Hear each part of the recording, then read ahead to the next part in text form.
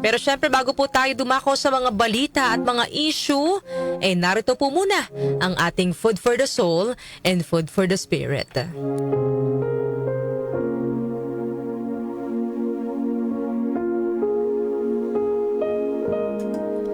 May isang maliit na palaka na matagal nang nangangarap na marating ang tuktok ng isang napakataas ng puno sa gitna ng kagubatan. Para sa karamihan ng mga hayop, imposible itong gawin dahil madulas ang katawan ng puno at napakataas nito. Ngunit buo ang loob ng palaka at naniniwala siyang kaya niya itong maabot.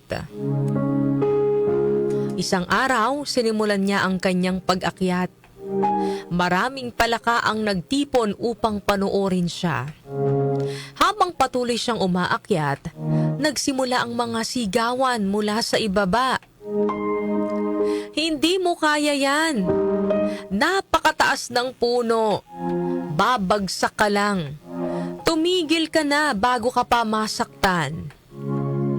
Yan po yung mga sigawan na nagmumula sa mga palaka na nasa ibaba ng puno at pinapanood itong maliit na palaka na umakyat doon sa puno.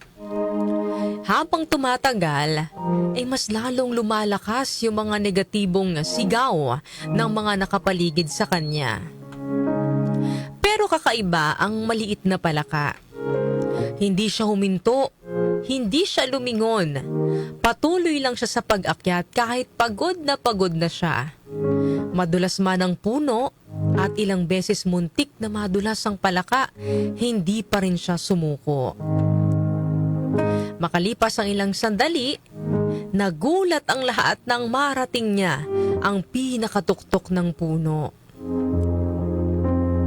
Paano nagawa ng palaka na marating ang pinakatuktok ng puno? Ito ay dahil bingi ang palaka.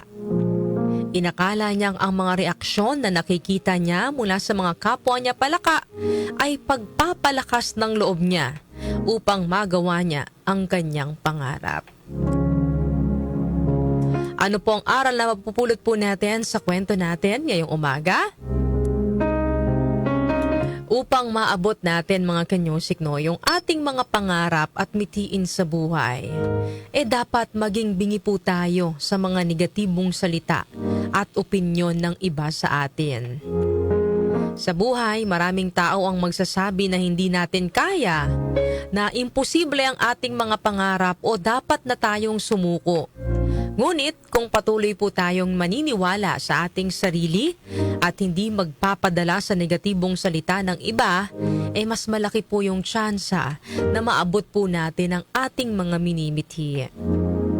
Minsan, kailangan lang po nating maging bingi sa mga negatibo upang makarating tayo sa tuktok ng ating mga pangarap. Huwag po nating patulan ang mga taong nang mamaliit sa ating kakayahan.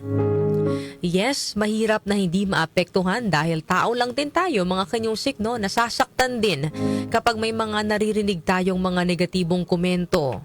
Pero sa halip na magpaapekto, gamitin po natin itong motivation at inspirasyon para mas lalo pang magsikap, mas lalong magpursige na makamit ang mga pangarap po natin sa buhay. Hayaan po natin na yung mga achievement natin sa buhay ang magpatunay sa ibang tao na mali yung inaakala nila sa atin. Hayaan po natin yung mga tagumpay po natin ang magsilbing sagot sa mga pagdududa, sa mga panunuya at sa mga negatibong salita ng iba. Darating din po ang panahon mga kanyusik ng mga taong nagsasabing hindi mo kaya ay siya ring mamamangha sa kung gaano kalayo ang narating mo sa buhay. Sabi nga po sa Joshua chapter 1 verse 9, "Be strong and courageous. Do not be afraid. Do not be discouraged, for the Lord your God will be with you wherever you go." So lagi po tayo magtitiwala sa ating kakayahan at lalong-lalo na sa Panginoon, mga kanyusik, no? Huwag nating kakalimutan na may Diyos na nakakakita ng lahat ng ating paghihirap at lahat ng ating pagsisikap. Kapag kasama po natin siya sa bawat hakbang, wala pong imposible. Maaaring hindi agad dumating yung tagumpay, ngunit sa tamang panahon, mga kanyusik, no, ibibigay din po ng Panginoon ang bunga ng lahat ng ating pinaghirapan. Yan po ang ating Food for the Soul and Food for the Spirit ngayong araw po ng Thursday.